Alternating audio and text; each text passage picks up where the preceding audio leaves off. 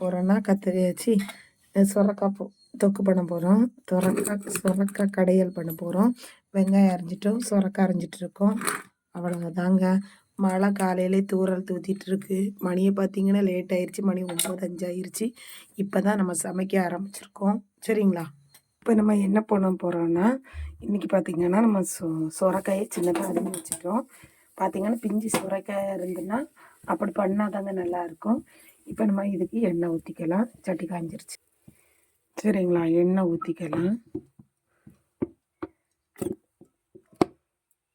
இதில் கடுகு போடக்கூடாது. ஜீரகம் கொத்தமல்லி சேர்த்துக்கலாம். போட்டால் நல்லா இருக்கும். பார்த்துருங்க. சின்ன இடிச்சுக்கலாம். எண்ணெய் நல்லா காயுது. அப்புறம் நம்ம கடைங்கும் போது எல்லாம் சரியாயிருங்க. அவ்வளோதான். எடுத்துட்டோம். இது கொஞ்சம் நல்ல மணத்துக்கு நல்லா இருக்கும். பார்த்துருங்க. அதனால நம்ம இதே போட்டுட்டோம். பார்த்துருங்க. பொரிஞ்சிடுச்சு. கருவேப்பிலை, வரமிளகாய்,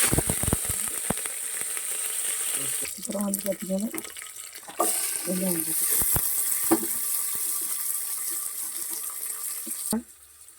வதங்கிருச்சு. நம்ம தக்காளி போட்டுக்கணும். சுரக்காயும் இதில் போட்டிருக்கலாம். சுரக்காயும் இதில் போட்டுடலாம். எல்லாம் சேர்ந்து வந்துடும். பார்த்துருங்க. சரிங்க. கொஞ்சம் மஞ்சள் போட்டு நம்ம இதை மூடி வச்சுக்கணும். மஞ்சள் போட்டுட்டு கிளறி விட்டுக்கணும். கிளறி விட்டு மூடி வச்சுக்கணும்.